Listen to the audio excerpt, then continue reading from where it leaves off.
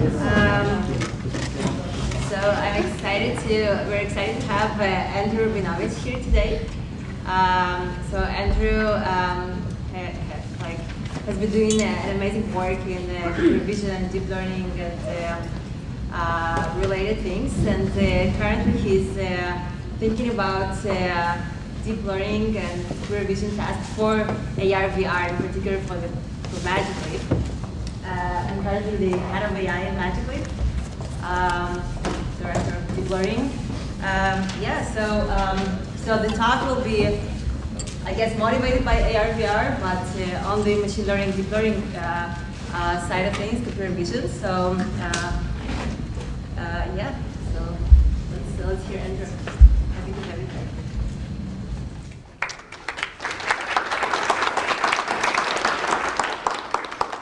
Thanks, everybody. Thanks, Sarah, for the introduction. I'm very excited to be here. It feels like I'm back in grad school, which is very awesome. So today I want to talk to you about multitask learning and how it relates to mixed reality. It started out by me trying to solve a fairly complex problem when I joined Magic Leap, and in particular was around having to be able to run multiple computer vision algorithms on a very, very tiny computer in order to facilitate mixed reality. And this applies to AR, VR, or any of these immersive processes. Having to run SLAM and detection and segmentation and recognition on a very small computer seems like a difficult problem, because if the problems are very separate from one another, then being able to fit them all onto a real computer that's very small sounds impossible. Eventually, it turned out that there are other reasons for doing multitask learning, and today I'd like to talk to you all about how this story evolved. So I'd like to start out by talking about the mission that we set forth for ourselves as part of this human-centered AI group at Magic Leap and the company in general. So unlike most other AI efforts in the field, our goal is not to replace people. Our goal is not to come up with processes that perform better at various tasks than humans. Our goal is to enhance human experiences, whether in creativity or intelligence, by applying AI in mixed reality. So I'll give you a short glimpse of what we think when we consider these ideas, and then we'll go through the technical bits of how this is possible. So I'll play a video, and I'll try to narrate it in real time of how we see this enhanced experience of humans in mixed reality. So consider a human wearing a device. Let's call him Alex. He's sitting in his room wearing a Magic Leap device, and then a AI sort of agent appears. Let's call her Aya. She detects that the room is unusually dark and turns on the lights. She proceeds to scan the environment, understanding the mesh, and reconstructs the 3D world. Then she detects and segments all the objects in the scene. At the same time, while all these detections happen, all the observations become part of this notion that we call a memory graph, where everything is recorded and stored essentially forever. Then Alex turns to this character and asks a question about something that has happened to him in the past, about a song that he heard at a concert. And the character replies with the name, and then Alex is surprised that the agent remembers it and proceeds with the scene. Then another character appears, says hello to Alex. The agent scans the character, recognizes the identity, understands that it's Erica. At the same time, using eye cameras, understands that Alex is very happy to see Erica. And then Alex tells Erica about the encounter that happened about the song and asks this character to play the music live. So in essence, you understand that this particular experience is not about AI replacing the user. The experience is about Alex interacting with another human while the AI agent helps them in a particular experience. So this is a glimpse of what it is that we set out to do as part of human-centered AI platform, whether it's on Magic Leap or beyond.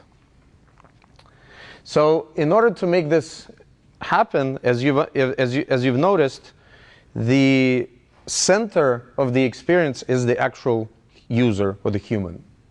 In order to augment humans' abilities, there's this AI character, we call her Aya, and they obviously interact with one another. But this interaction does not happen in vacuum. It happens in an environment that both the character and the user live in. In order for the experience that I've showed you to happen, interactions between the user and the AI and the environment must be present at all time and must be understood. So in today's talk, we'll focus on the computer vision side of it, and in particular on understanding of the environment. So the environment in mixed reality is made up of all these things. So effectively, we have to solve computer vision completely in order for all this stuff to work. Now, to make the problem sort of more complex, we have to solve all of this in real time. Hence, it has to be done on an embedded processor embedded in the Magic Leap device, which is essentially impossible. So here, how we get to multitask learning. Okay, I'll get rid of this thing. So throughout this talk, I'll talk about what is multitask learning, and I'll give a little bit of a background. It turns out that the problem is actually very old and has been around for over 50 years. Then we'll review handcrafted, more or less traditional approaches to multitask learning. And then I'll present a new bit of research done at Magic Leap in end-to-end deep multitask approaches. So what is multitask learning? It's essentially an idea that comes from a long time ago, but Rick Caruana, who's at Microsoft, explained this fairly well 25 years ago, stating that by solving tasks jointly, there's this notion of an inductive bias that potentially allows for problems to be solved in a simpler manner than if they were solved in isolation. Essentially, different problems allow for constraining the solution space between other problems, such that the solution space becomes tractable and the solutions become attainable. So now that we understand at a high level what multitask learning is, the question is, why do we want to apply it to this problem? As I previously stated, the amount of compute that's available in AR, VR, and mixed reality is very, very limited. So for example, in Magic Leap and HoloLens, you have to solve for eye tracking, hand tracking, head pose tracking, and 3D reconstruction all on device using this tiny little processor. So for example, if we want to incorporate face recognition or object detection to this platform, there's really just no more compute because everything's been taken up by the flops of these 4 algorithms. So that something else must be happening in order for us to be able to do this. Another very strong motivator for why to do multitask learning is the biological motivation. When we learn as humans how to do things, we don't learn how to do them in isolation. For example, if we play tennis, we don't first learn how to run, and then how to jump, and then how to swing, and then how to understand the trajectory of a flying ball. We kind of learn all of these things together, and by doing so, we're able to learn quicker. Moreover, if we learn how to run in tennis, we automatically know how to run in soccer or basketball. So these abilities to do a particular task in one domain easily translate into another domain if tasks are learned jointly. And finally, there's this notion of an inductive bias versus domain expertise. If problems are solved jointly, then one must rely on the domain knowledge less in order to constrain the space of possible solutions. If it's solved jointly with another problem. So an inductive bias is essentially anything that causes the learner to prefer one solution over another. The more of these constraints that are available, the simpler the decision is for the learner, right? In 1980, Mitchell said that bias-free learning is essentially impossible because without assumptions, one cannot say what a better solution. Now, at this point, we've made an assumption that all of these tasks are somehow related to each other, and the solution to one task implies a solution to another task. But that doesn't always have to be true. As a side note, inductive bias actually exists in deep learning without people thinking about it too much. And it happens across a variety of tools that people have without them really paying attention to it. For example, components like fully connected layers, recurrent layers, convolutional operations, and even graph networks are examples of inductive biases in machine learning that exist at various levels of abstractions. Now, as far as this bias spectrum goes, there are tasks that are extremely related, or directly related rather. For example, estimation of depth versus estimation of normals. These are essentially inverses of one another. But things like an ability to track an object and estimating lighting in an environment seem like almost orthogonal tasks. But it turns out that even if things seem unrelated, they still help one another when it comes to inference. Last year at CVPR, the best winning paper, if I'm not mistaken, was this work from a number of different groups about taskonomy, where they've empirically established a relationship between all computer vision tasks that we all work on.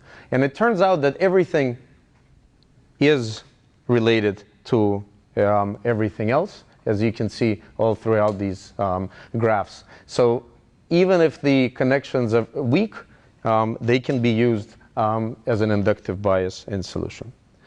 From a historical perspective, as I mentioned, this stuff has been around for a very, very long time, starting in 1955, when Stein proposed an estimator suggesting that in order to learn a mean of a Gaussian distribution, one should consider samples not just of that distribution, but from all other distributions that aren't even related to the one at question. And it turns out that the estimator is more accurate.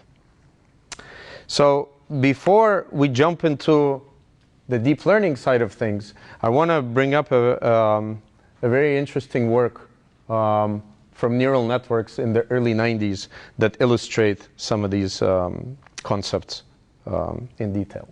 So consider this problem. You have a binary string, and you have 4 different tasks that a simple neural network is supposed to learn.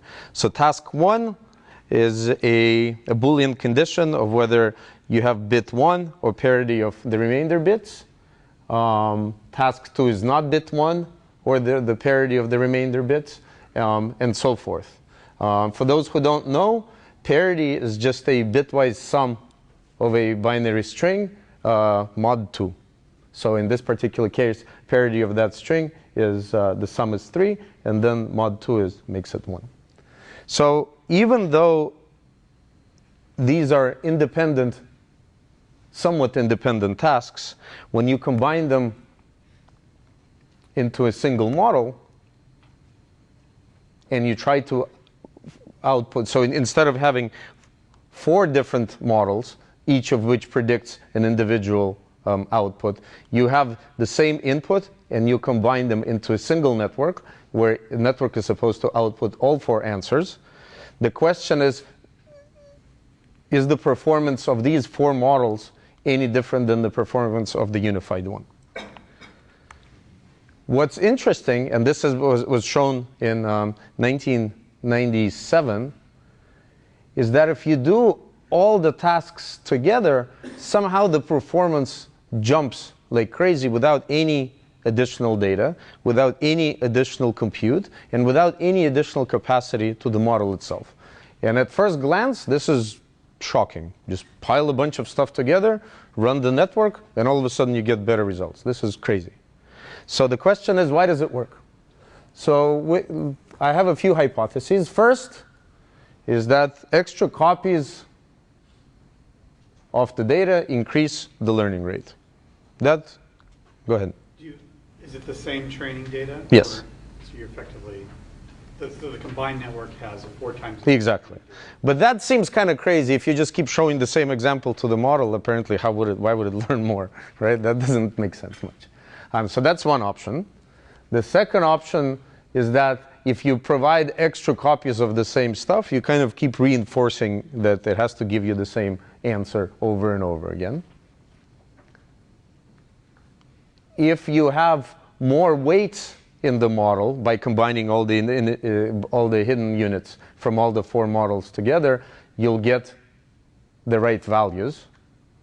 And then the last one is maybe it's just a natural regularizer. When you try to solve for all things together, somehow by shaking this thing around, all the bad stuff falls out and all the stuff that works across the 4 tasks stays. So let's consider the last one first. When you have a regular multi-layer, in this case a 2-layer perceptron, you apply dropout, you get something like this, right? What happens if you go the other way around? You have a single network. You add you add connections from other networks, and you bring it back the other way, and you have essentially a bunch of unrelated tasks. So effectively, by adding multiple tasks into a single model, you're doing the exact same thing as if you were applying dropout, except that you don't randomly remove connections. You just have connections that apply to a different task. So that's the relationship. Okay? So this particular explanation fits with the regularization. All the other 3 ones that I mentioned in the previous slide are still hypotheses, and we don't know at this point in the talk, we don't know if they're meaningful or not.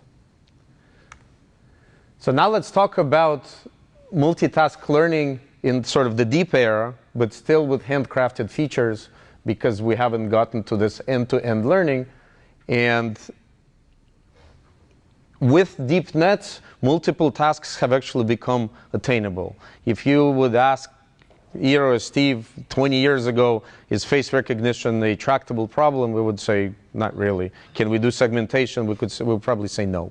But now with deep nets, you can actually get reasonable results. So it starts making sense to combine all these tasks into one to see if we can get performance improvements in compute and accuracy, hopefully. So to reiterate, the things that people started trying to combine into multitask settings are these perception tasks in computer vision. As one of our fathers, academic fathers, mentioned, feature design is kind of a bad idea, and we should never have done this. So let's just learn features. So instead of designing features, we're going to use deep networks to learn representations, and we could consider solving all of these multiple tasks in this way. You pick your favorite deep network, and you have your input image, you run the network multiple times, and you get outputs for each of the problems you're interested in. Sounds something that we've been doing 3, 4, 5 years ago, and we actually got really good results. But again, the compute is linear. There are a bunch of problems with this approach. As I mentioned, it's difficult to scale. The capacity in compute increases with every new task as you end. As I started in the beginning, if you want to add a phase detector to the existing system, you need to literally add many more flops. It's kind of difficult to train because some tasks may have a lot of training data, and as we know, without a lot of training data, deep nets don't really work. There's no feature sharing across all these tasks, so if something you learn in one domain, you cannot translate to the other. There's no generalization, and there's no regularization. Now, what's the sort of natural way to extend this? Let's come up with these meta tasks. Something that models like MathCar CNN have done. Let's say we combine detection and segmentation. These things are very similar, so let's do weight sharing, combine them all into a single model, and say we have something like this. So detection and segmentation go into one, 3D reconstruction and face recognition go into one because they're related tasks. Tracking and maybe depth go together. But then illumination is kind of its own lighting thing that nobody knows about, and they're not really connected. That's optional, and it reduces the burden a little bit, but in reality, the problems are still the same. The regularization and feature sharing is still fairly weak. It's still hard to train. We have no idea how to combine these initial tasks into meta tasks because it's just ad hoc. And the problem is still not scalable. So the next logical thing to propose is to say, let's just do that. Let's just build one network that outputs everything at once. And the motivation for this is that people do this, right? We all have one brain that kind of does everything. There's this notion of an inductive bias that says problems or features or representations in detection help recognition. One task regularizes another. You can generalize across all the domains. The compute is a huge thing, right? Because if you have a single network that does everything, you can keep adding tasks that you want to solve without increasing the computation. There's benefits in transfer learning. It's efficient to scale, and you can potentially train better. So these are all the motivating factors. So now let's try to go through all of them and see how it makes sense. So to start with regularization. Imagine you have the original image, and things are blurry here on purpose, and that you have three tasks at hand. You want to estimate the normals of the scene. You want to understand the depth at every pixel. And finally, you want to label every pixel with their respective semantic label. Now, if we look at the floor in this area, and we estimate the normals, the likelihood is that even though in general they may all be pointing upward, they may not have exact same vectors.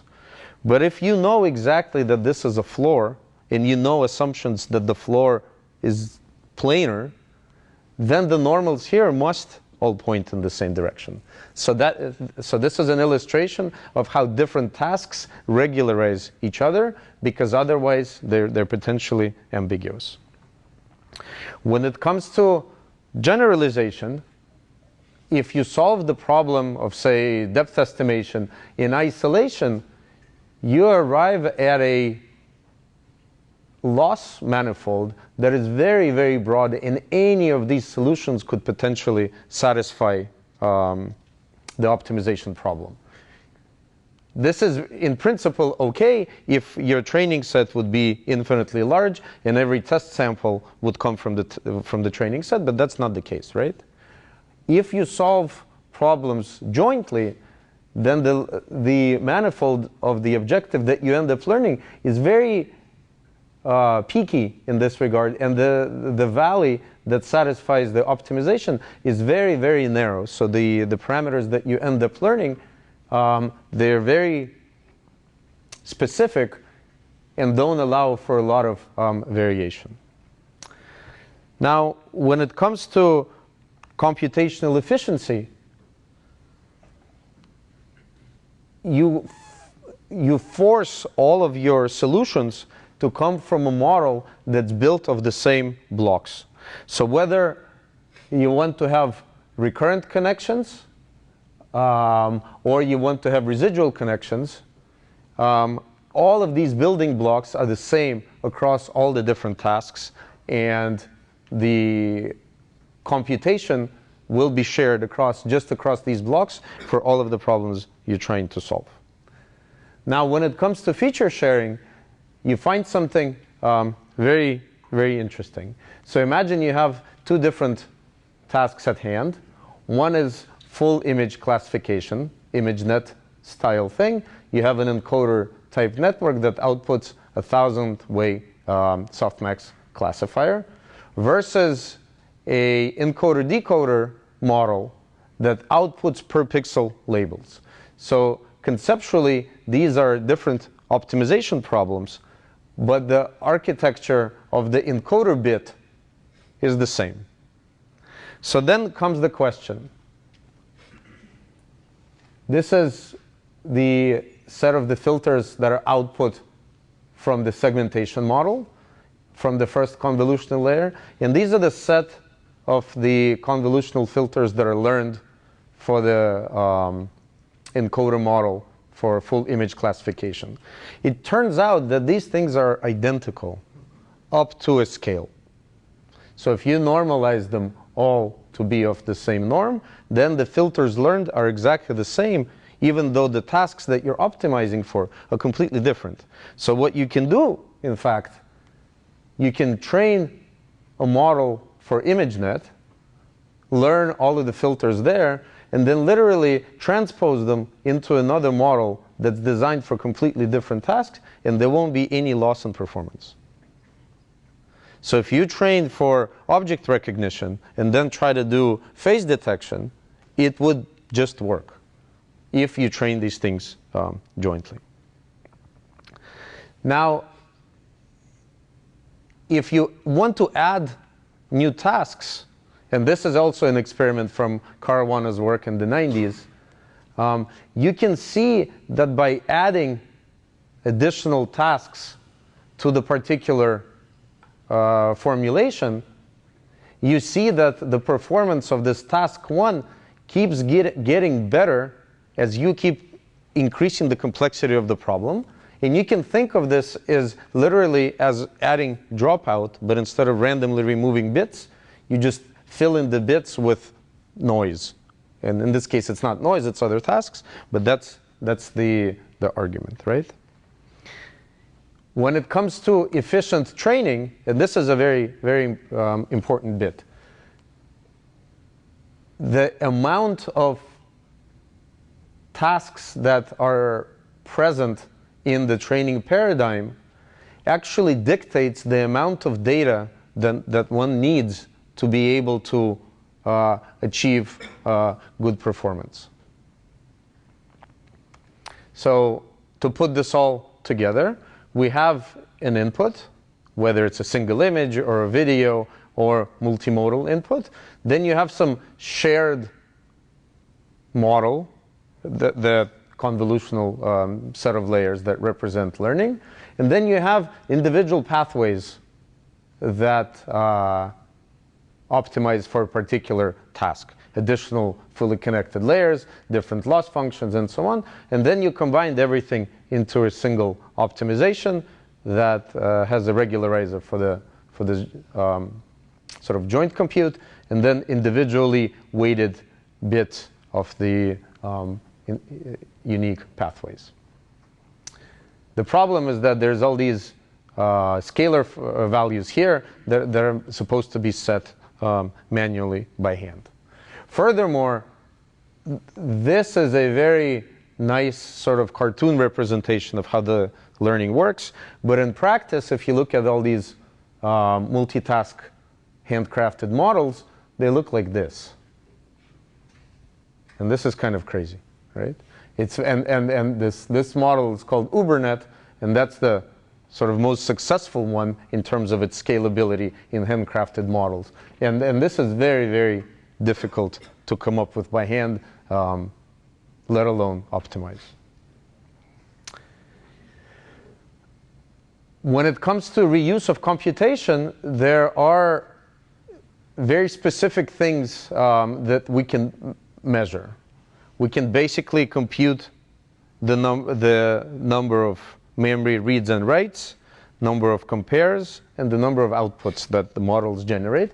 And you can see that most of the computation happens at the very beginning of the models, where the receptive fields are very large. So as long as these layers are shared across multiple tasks, then the computation is implicitly conserved, because this is where the bulk of it happens.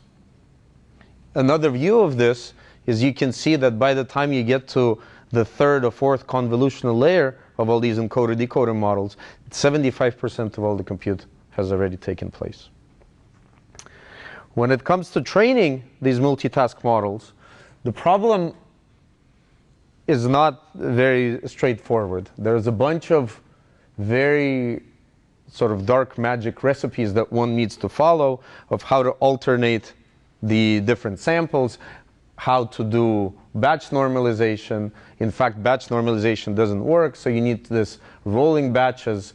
There is layer normalization and instance normalization. It's very, very hairy and requires a lot of domain expertise to get this done, but it's doable, and it gives us sort of hope that multitask learning for these particular problems is the right way to go. So let's look at some of the results, empirical results that have been achieved by various groups in the field. So we start out by a fairly simple multitask learning problem, where all you want to do is do image classification across multiple data sets. So it's not even multiple tasks, but same task, but across data sets. So if you do node sharing and you train individual models on CIFAR, on MNIST, and Google House numbers, you get the top row performance.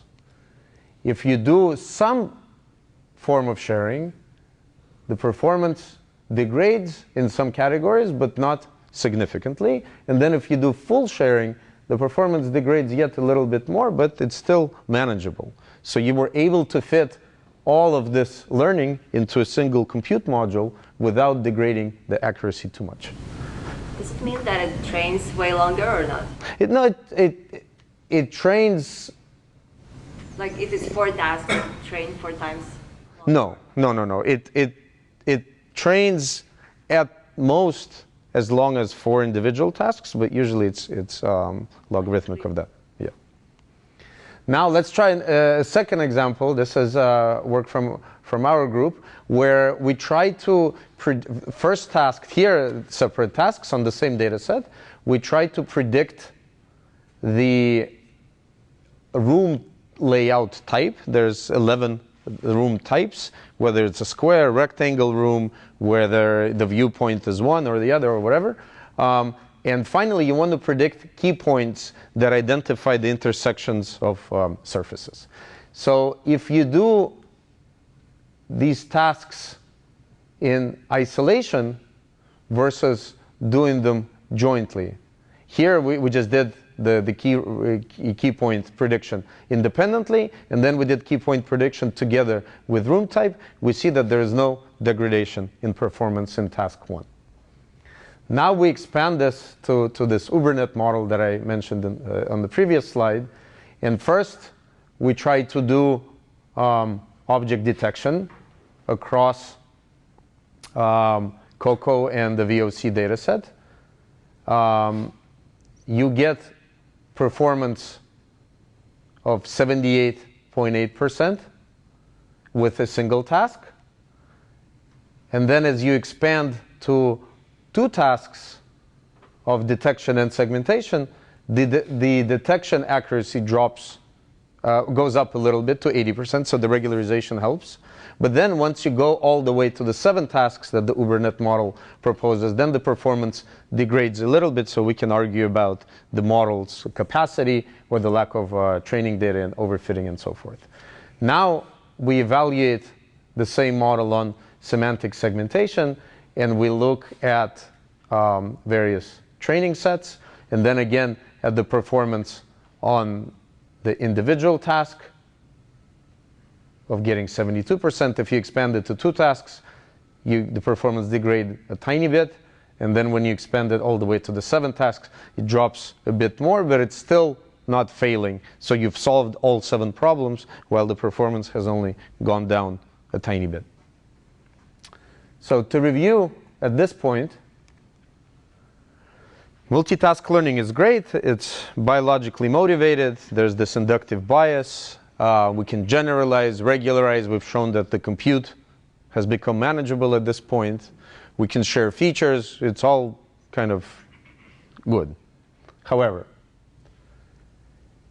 as Jitendra mentioned, feature design is bad and we should never have done it. Let's move away from it. We have moved away from it, but instead we now do network architecture design.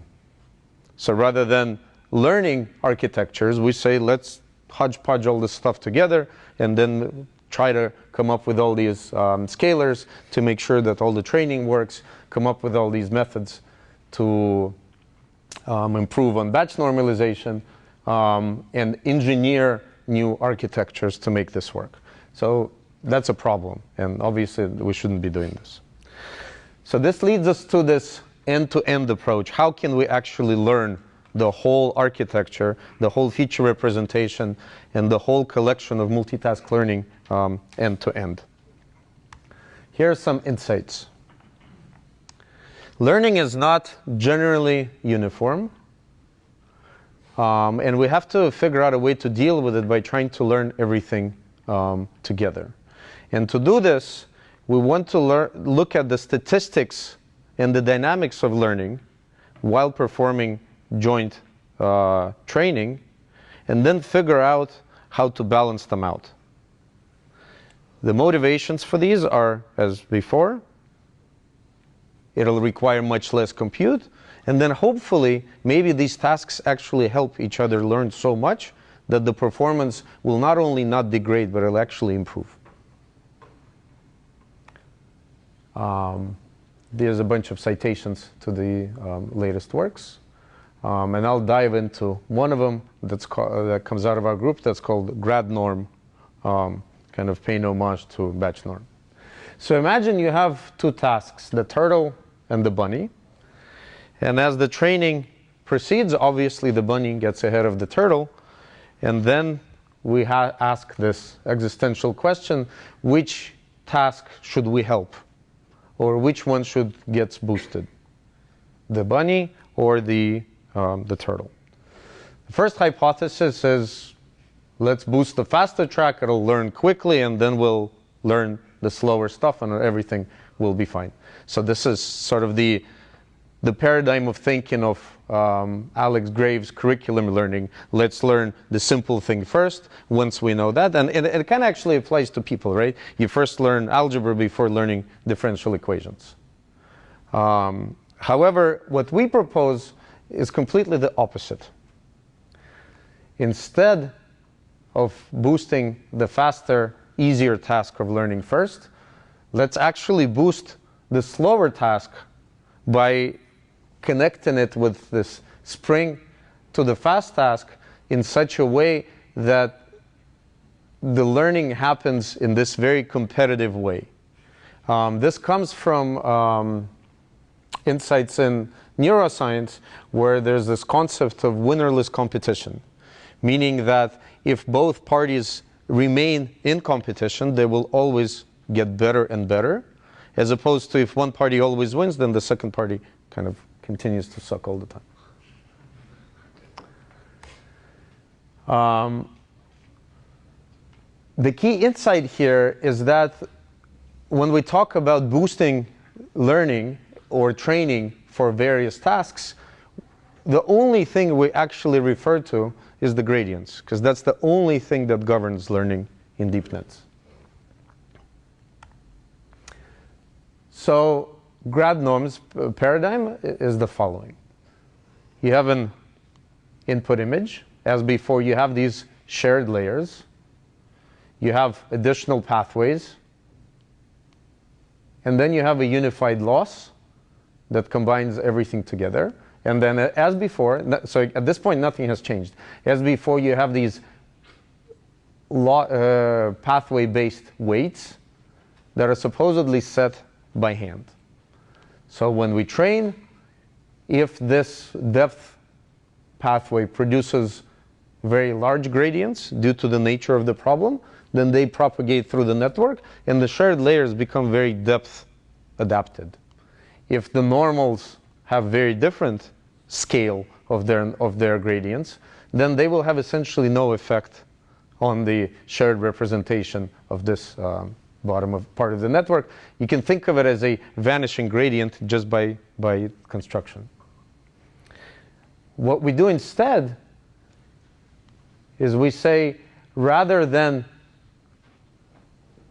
pushing the actual gradients down the model, make sure that the gradients that come out of the individual pathways all have the same norm. So that when you go down to these shared layers and you look at the magnitude of the gradient, you can never tell whether the gradients come from pathway of the depth, or the pathway of the normals, or the pathway of any other task that you're learning, because all of these gradients are normalized so that the learning doesn't prefer one task or another. Essentially what happens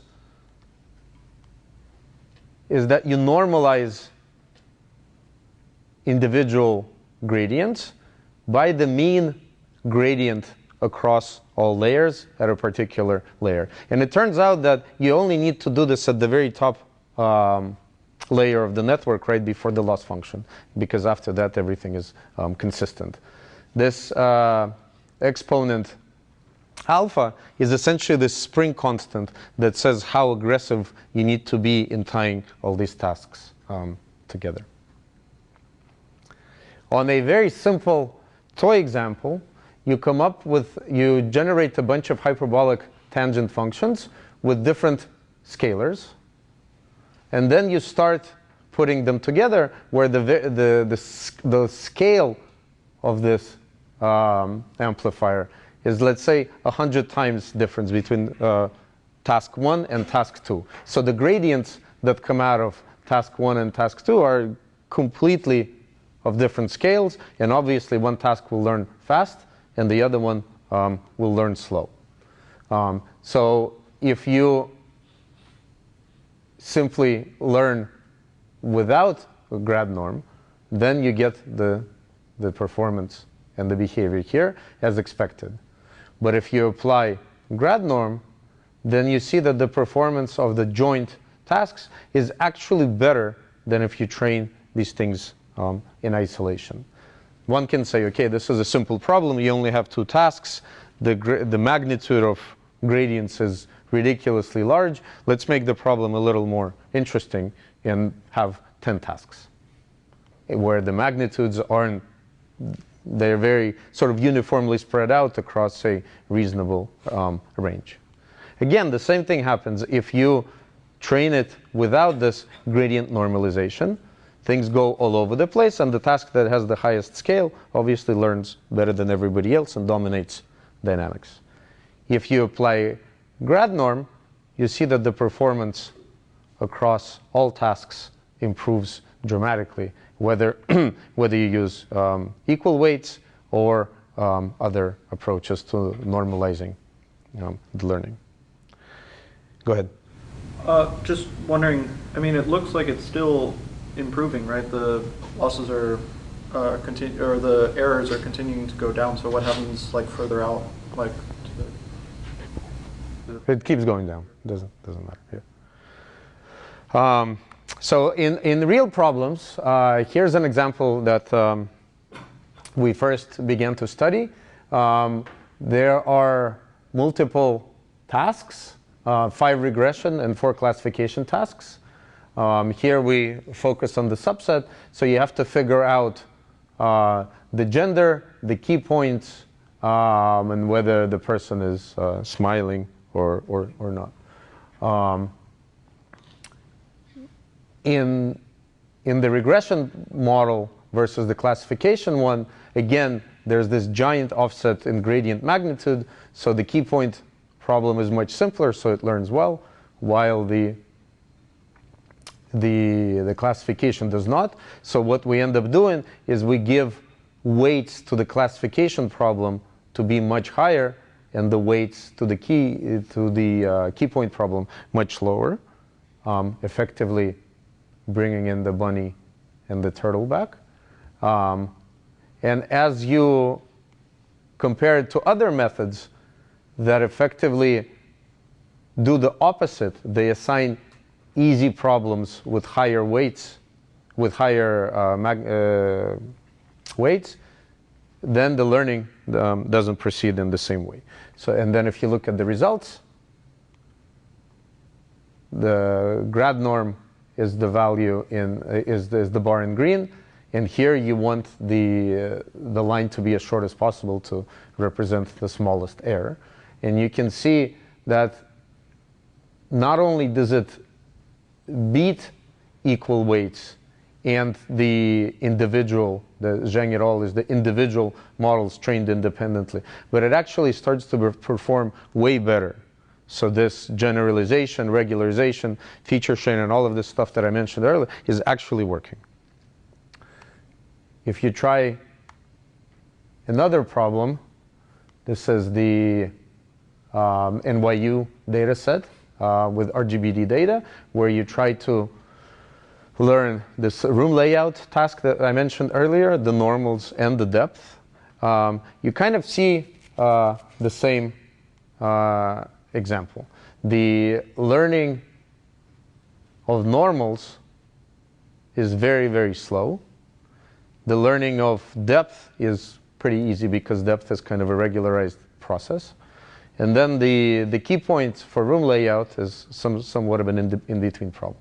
So what we end up doing, we give much more attention to the slower task and much less attention to the fast tasks.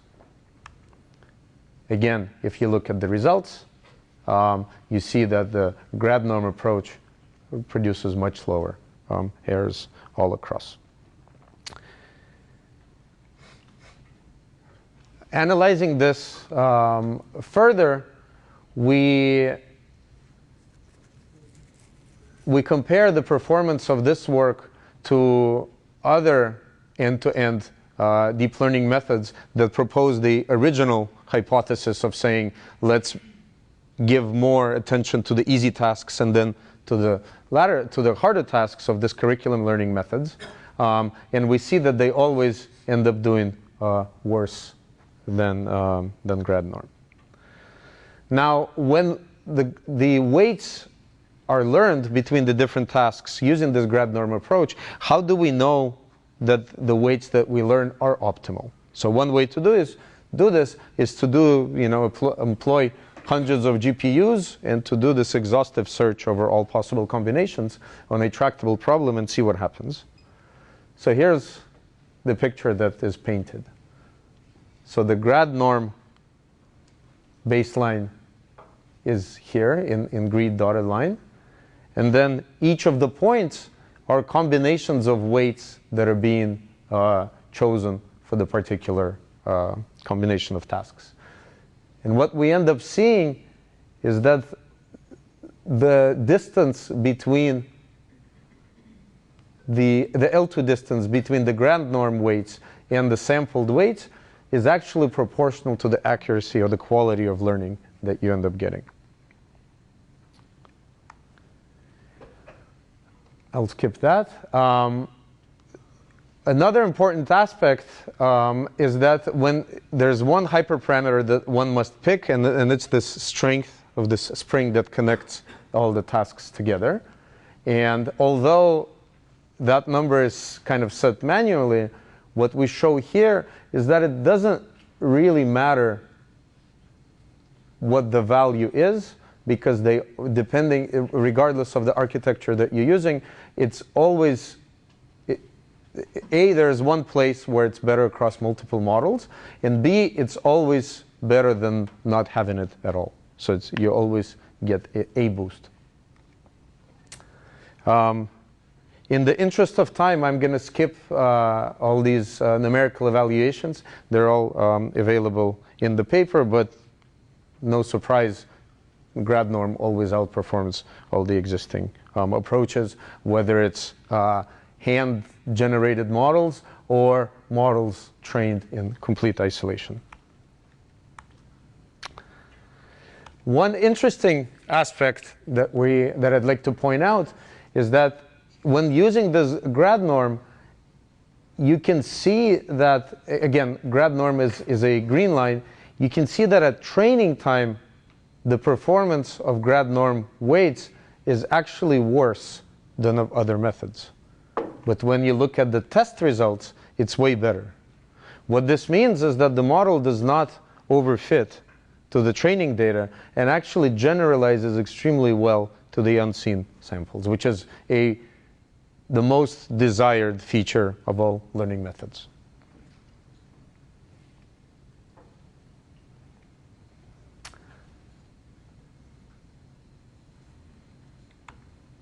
Going back to the original work of Caruana, we thought it would be interesting to take this and basically rerun this experiment with all the modern technologies and see if any of these things hold, and see if we can demystify the first 3 hypotheses we had made at the beginning of the talk.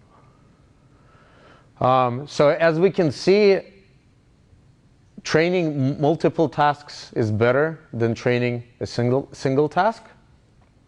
However, we see that if you take a single task and combine it with 3 random things that was done here,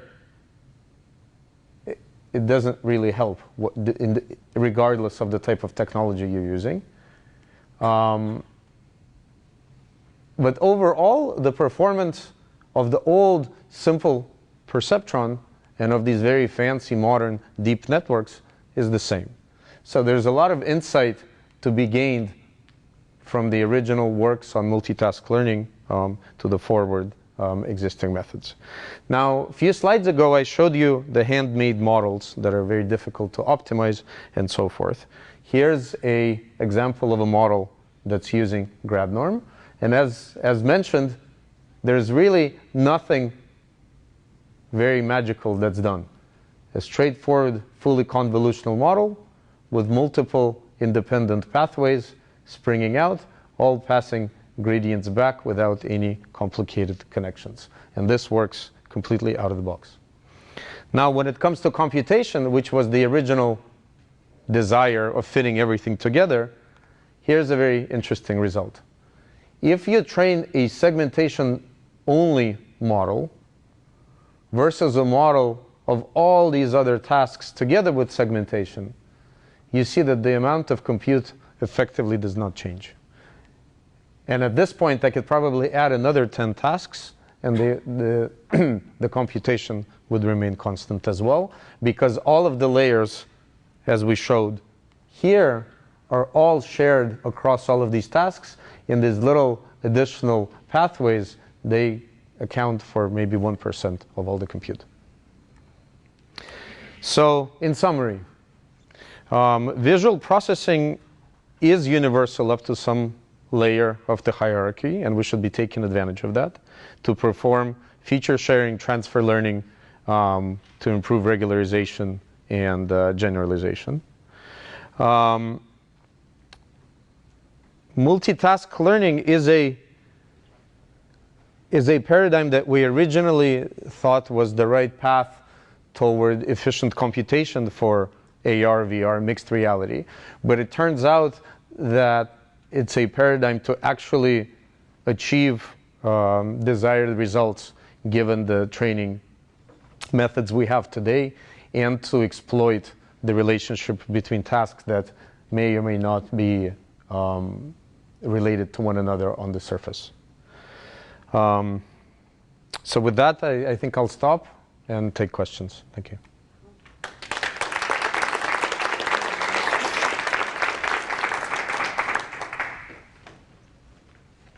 Go ahead.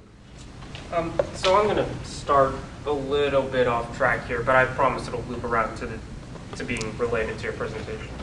So, in the movie Karate Kid, yes, I'm going somewhere with this, I promise. No, so at first, Mr. Miyagi starts out the kid by like waxing the floor and then sanding the floor and waxing his car. And then it turns out those skills are applicable to karate, the thing he's actually trying to teach him. And I understand that's sort of analogous with what's happening here, that different tasks have like similarities that can be used to learn new things and the like.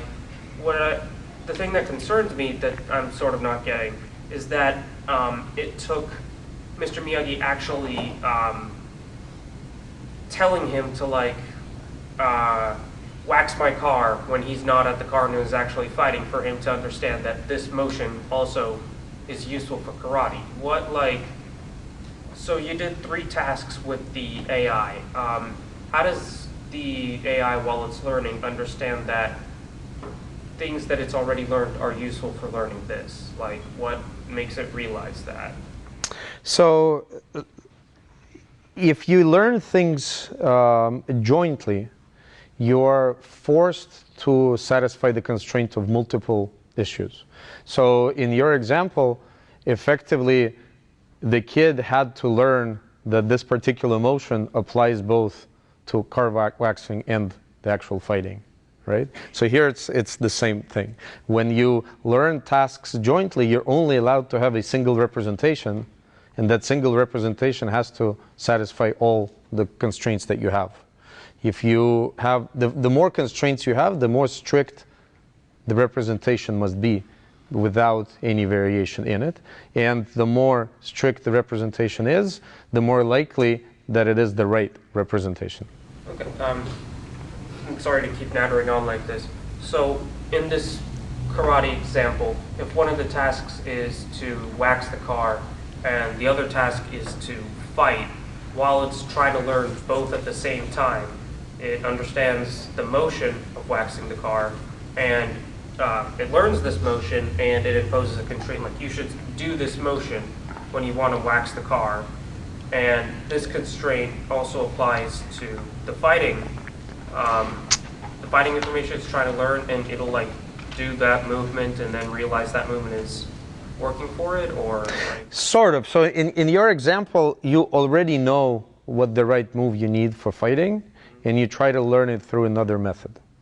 I think a more relevant analogy would be is where you have to learn to fight and wax cars, and by doing it jointly, you would figure out that there's an optimal muscle memory movement that you understand that allows you to optimize for both. So like mid karate lesson, you do this by accident, and then you realize, hey, that works. That's right. And that's what's going on there. Yeah. Oh, okay. Go ahead. Okay, thank you. First, I like the idea of the GradNorm, and I like the romantic analog of the spring. And I have questions. So first of all, the GradNorm, the idea of GradNorm is to train the easy and hard tasks simultaneously at the same speed. But the previous literature tends to train the easy task first, correct, and then the hard task. Have you compared the performance of the previous literature, which is training the easy one first, and your GradNorm approach? Yes, all the numbers are in the paper, and this uncertainty weighting is what I referred to in the talk a little bit. It basically degrades extremely fast because the tasks that are easier and learn faster, they dominate learning, and the harder tasks just never get a chance. So it outperforms it substantially. Only during the training time, right? Well, at training, the training error doesn't matter, as I showed at the end. It's the test error that matters. So the test errors of GradNorm always outperform curriculum learning methods. Steve? Yeah, I was wondering if you could talk a little bit with your Magic Leap hat on. Sure. Lots of questions there, but maybe the first one is, what impact has AI had on the Magic Leap device and its capabilities so far? So generally speaking, I think AI is an overloaded term, and there's very little, to date, there's very little difference between machine learning and AI in general. There is a notion of general intelligence that some people are pursuing today. There's this notion of human-centered AI that I'm personally pursuing. But to date, deep learning has impacted Magic Leap almost across its entire perception stack. For head pose tracking, gesture recognition, and eye tracking, all of which happen on device. Are there one or two where the performance is dramatically different or better? Like for head tracking, existing SLAM methods actually work pretty well. Where are you getting the biggest boost? So that's a great question. In eye tracking, for example, it's very difficult to come up with a rigid model that works across facial expressions, geometries, and so forth. Deep methods are very insensitive to the imaging conditions, if you will, while the classical approaches, although they're very precise, they don't generalize across subjects. So the eye tracking model that we have combines sort of the best of both worlds. It uses some domain knowledge of eye anatomy that's combined together with deep methods for regularization. For hand tracking and gesture recognition, the existing methods just failed. So everything is deep-based, and that's, again, if you want to create a single model for a specific user, that will always, like in leap motion, for example, where you keep the hand at a fixed distance from the device, illumination doesn't change because it's IR, and so forth, then you could use a simpler approach that's not doesn't rely as much on learning as the current ones. Head pose is another very critical component of AR, VR, MR systems, right? Because if you incur any kind of drift or jitter, then it automatically results in a very unpleasant experience. The key insight is that SLAM systems are these hybrid approaches of multiple components put together where each one of them is optimized independently of the end result, right? At the end, you want a smooth experience without jitter, without loss of tracking, and without any drift, right? When classical head pose systems are developed, they use interest point detectors that have nothing to do with mixed reality. They use interest point descriptors that are used for object recognition, right? And then finally, they employ these back-end methods for bundle adjustment and so forth that don't necessarily take into account the accuracy of the resolution that you're looking for in these head-mounted systems. Deep approaches, on the other hand, and the model that we use there is called SuperPoint, that's been published, effectively learns detectors and descriptors in a multitask way that are optimized for tracking, right? So that allows you to build an end-to-end system that is much simpler than the hybrid approach of the past, because you learn end-to-end and you're and you force the system to perform well in environments where otherwise would not. So in your motivational example, you had Aya, who kind of knew about Pink Floyd, knew about kind of the room layout, right, where everything is, yeah, and knew when a person came into the room, and those are quite separate tasks. And you know, as your motivational work of Caruana shows, that if you add these random, unrelated tasks, that degrades performance. So is the hypothesis that there's still some more way to go, and that all these problems can actually be solved with one architecture or one system, or is it that you've got to identify these subgroups of problems and each of them can then be optimized? That's a great question. So the first attempt at multitask learning that we set out is focused on combining tasks that come from the same suite of sensors, meaning that for all the cameras, and Magic Leap has 4, 5, 6 cameras that point at the world. So if you combine all those signals into one, then you can learn all the tasks related to that. Then you add additional components, for example, voice, eye tracking, memory, knowledge, and all of these things. So this work is ongoing, but there's early evidence that the more things you put together, the better it works. There is work from Google, I think you might know about this. It's called OneNet or All OneNet, where they basically try to solve ImageNet by training it jointly with a machine translation task, where you basically do language and vision, and it shows that ImageNet training or evaluation it ends up being better.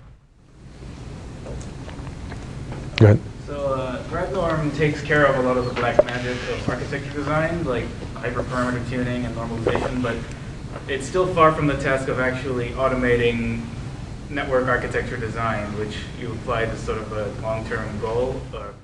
So, right.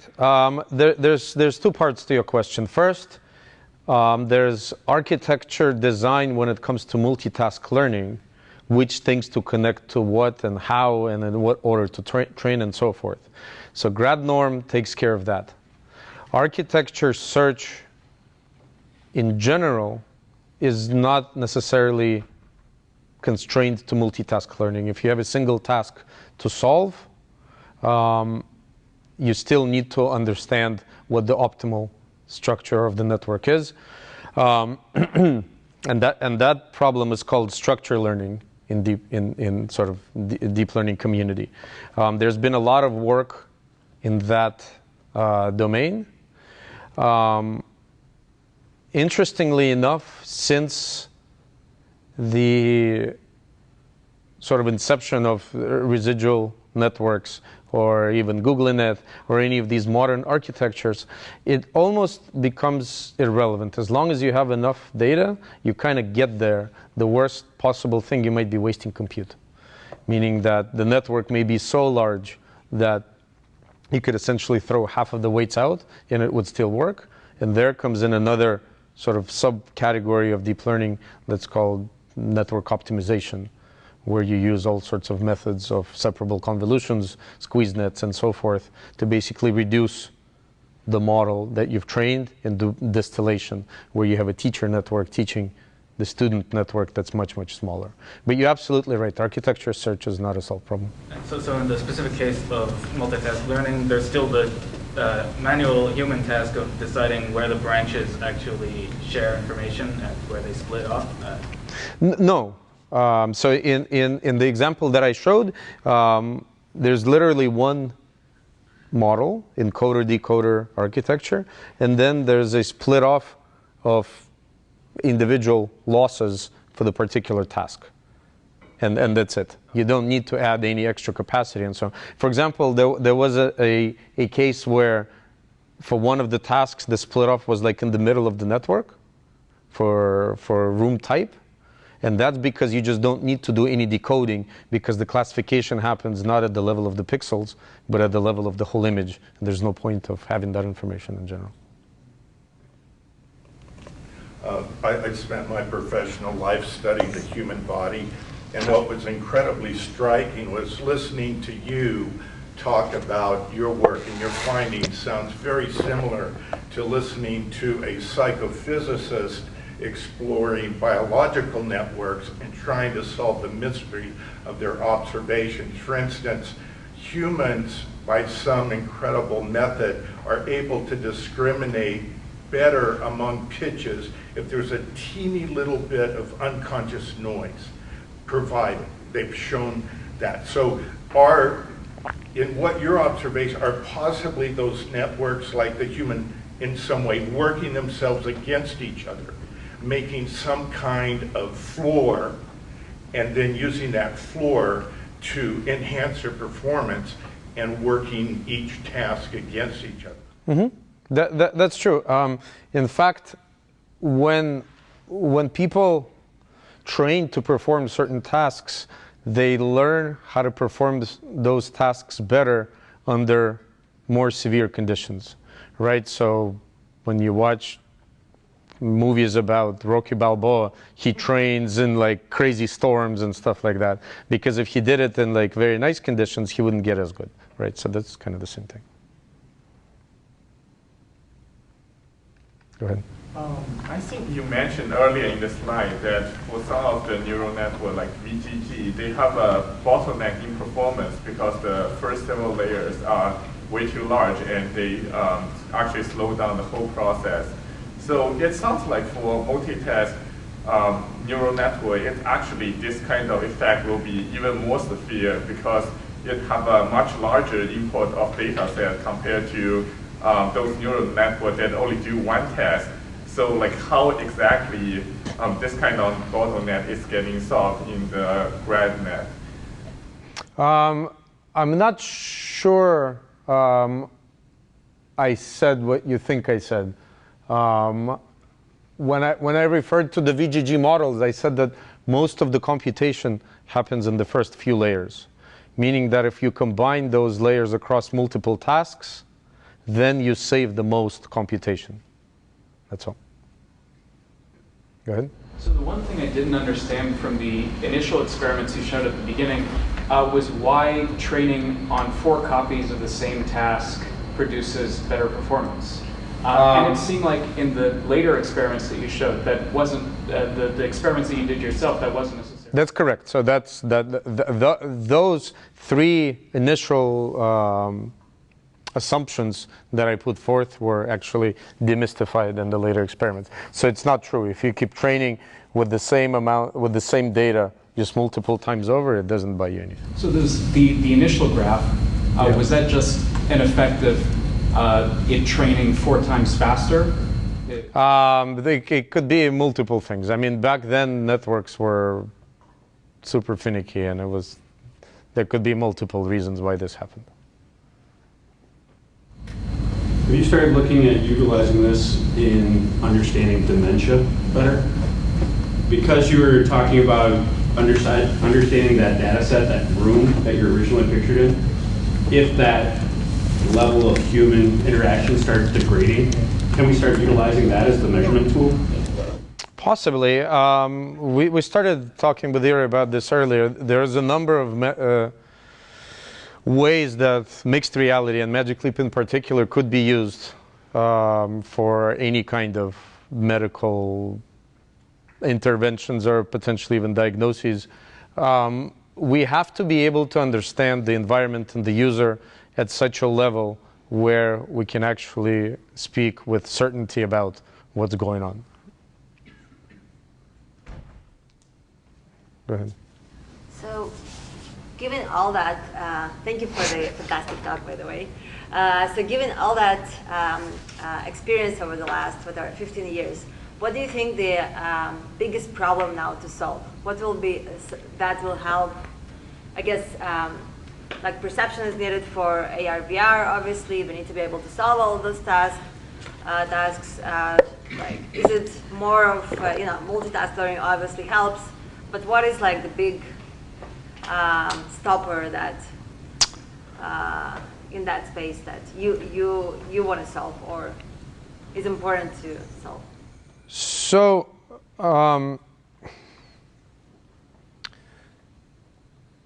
I think the biggest issue with a machine learning today is that we very heavily rely on large amounts of data, and all of the algorithms that we develop simply have this flap, enough data or not enough data. But when we train, we don't really understand what kind of data we need. I'll give you an example. If you're trying to learn face recognition or any other perceptual task, you have some amount of data and you train it and you get performance X. And you're like, okay, this is not good enough. I want 10% higher. Then you say, okay, to a grad student, say, go collect me another 1 million images. And then they go and collect it, and then you get like another 5%. But you don't really understand what kind of data you need to improve the performance. So one of the things we're working on is how to incorporate data generation, aka synthetic data, with the actual learning. So as you learn and you propagate the gradient down, the gradient actually tells you, I am not understanding or making a mistake on this particular test sample or validation sample because I can't disambiguate the eyes of the person, or I can't understand this particular feature. So that when you go and create or collect more data, you don't just blindly collect some order of magnitude more data, but you actually go and collect this particular thing. And I think here human learning comes into play, where when somebody makes a mistake, we don't just go back. Like if somebody makes a mistake in calculus, we don't just give them an algebra book and be like, read that. We say, here's the reason why you made a mistake, because this derivative is wrong, and this is the rule for that derivative. And they learn that, and then all of a sudden things start to make sense. We don't just throw encyclopedias at them. But today, that's how we approach machine learning effectively. Following up on the young man's comment about dementia and degradation and human mentation, under certain experimental conditions, it's been shown that the human mind will create virtual sounds. They're real, I mean, they sense them, but there's not any physical origin, and virtual colors in order to solve certain problems. So is it possible that some of the output from these multitask neural nets are not noise, are not error, that they are virtual outputs that they use just like humans do to solve problems? It's not error, it's something else. It's possible. I think you're hinting at generative models, where we have an underlying latent space from which we sample the distribution, and we end up producing outputs that are not perceived but hallucinated. So that's certainly the case. And in fact, there's a follow-on work to GradNorm where we use GANs to generate gradient distributions rather than gradient norms, and that works even better. All right, let's thank Andrew.